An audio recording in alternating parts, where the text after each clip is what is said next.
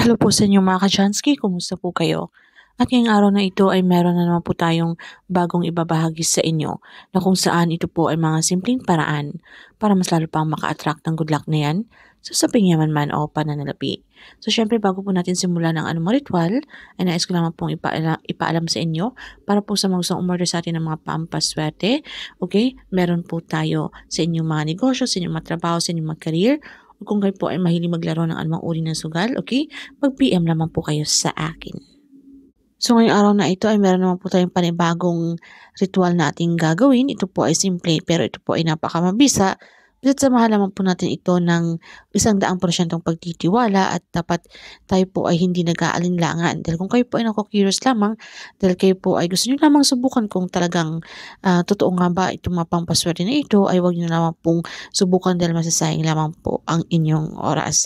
Para lamang po ito sa mga taong merong 100% pagtitiwala rito. So anyway, ito pong ritual na ito ay para po sa mga taong tila kailap po ng swerte kahit ano pong gawin nila, hindi naman po sila tamad. Okay, sila naman po ay nagsusumikap sa buhay. So tila sa kanilang lugar ay sa kanilang paligid, especially sa kanilang bahay na kanilang tinitirhan, ay talagang kailap po ng swerte kahit ano pong gawin nila ay kakambal po nila yung kamalasan. Yun naman po mga establishmento or sa inyong mga tindahan.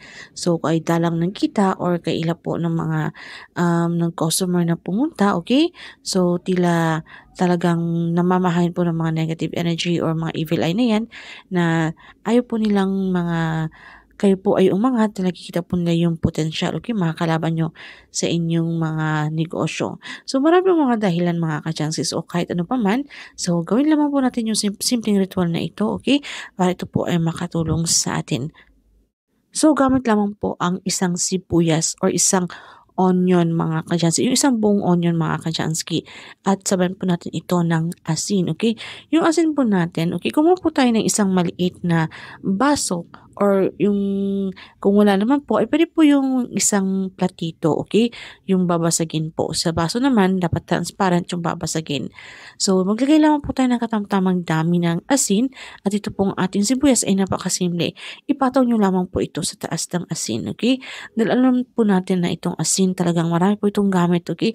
Sa mundo ng mahikala na po sa mga ritual, sa mga negative energy na kung kayo po ay talagang kinakapitan ng mga kamalasan na yan or kahit ano pong gawin natin ay tila talagang yung swerte ay kailap sa atin.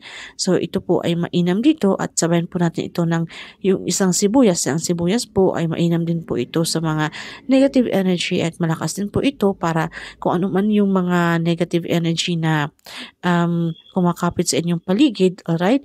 So, hinahatak din nito ang swerte papasok sa inyong mga tahanan. So, kapag ready na po ay atin na pong itong i-manifest. Ready na po tayong mag-manifest.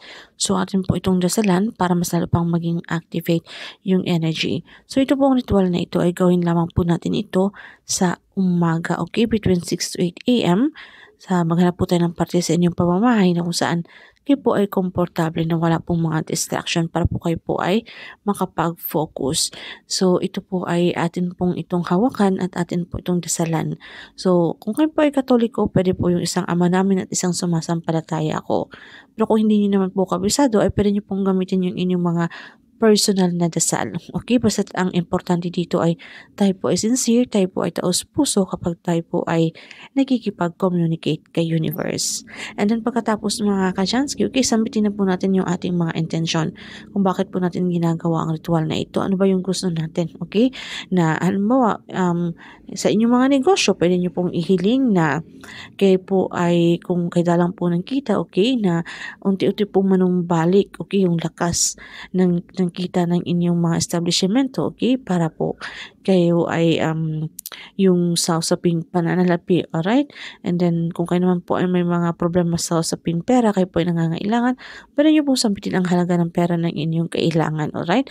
Pwede po kung kayo po ay may mga problema sa inyong mga buhay pag-ibig, sa inyong mga pamilya, okay, o sa inyong trabaho, kahit ano po ay wala pong problema yan, depende po sa inyong intensyon, sampitin nyo lamang po iyan, okay? And then, pagkatapos ay dapat i-claim, i-affirm nyo na po sa inyong mga sarili ang mga swerteng darating sa inyo na kayo po ay positibo na ito po ay mangyayari. Sambitin nyo lamang po ang katagang, thank you universe, Now I'm ready to receive the blessings. So pagkatapos po nito ay maaari na po itong ilagay sa isang sulok ng inyong pamamahay, okay? Para po kung ano man po yung mga negative energy doon ay kanya pong sipsipin. So hayaan lamang po ito doon ng 7 consecutive days mga ka-Jansky, okay? So ito po ay pwede rin yung ilagay kung saan sa area ng inyong pamamahay ay feeling nyo po ay kaibigat ng inyong pakiramdam, alright? So kung dito po sa area ito ay mabigat ang inyong pakiramdam na malakas po ang negative energy, doon nyo po ito ilagay. Pwede din po nitong ilagay sa inyong mga banyo, okay?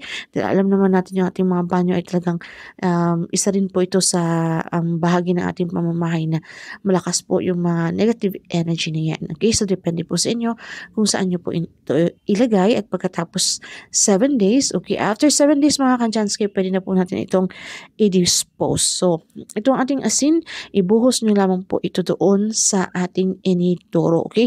Pagkatapos ng ibuhos ay i-flush nyo po ito agad, okay? And then yung ating isang buong sibuyas ay ibaon nyo po ito sa lupa. So, ibaon nyo lamang po ito sa lupa mga ka-Jansky at pagkatapos ay i-claim nyo na. Okay? Palakasin niyo po ang iyong paniniwala na yung mangyayari na inyong mga bagay na inyong hiniling, okay, ay darating po sa inyo. At kapag tayo po ay positibo, okay, at lalo na po ay sinabayan pa natin ito ng pagsusumikap. So ito pong ating mga ritual ay isang gabay o inspiration lamang po sa ating mga ka-Jansky. Dapat po sabayan pa rin po natin ito ng pagsusumikap. Huwag po tayong maging tamad, hayaan na lamang po natin, mag-rely na lamang po tayo dito sa mga pampaswerteng ito. Okay? Dahil dapat po nasa atin pa rin po ang may control at tayo pa rin po ang gumagawa ng ating kapalaran. Nasa ating kamay ang tagumpay mga ka-Jansky. So, ayan lamang po at kung meron po kayong mga katanungan o hindi man masyadong klaro sa inyo, ang topic na ito ay paki-comment na lamang po sa ibaba. So, thank you so much mga ka-Jansky. Nito si Ipai Now. Maraming salamat sa inyong walang sawang pagsuporta dito sa ating channel. Keep safe everyone. See you again on the next one. Bye mga ka-Jansky.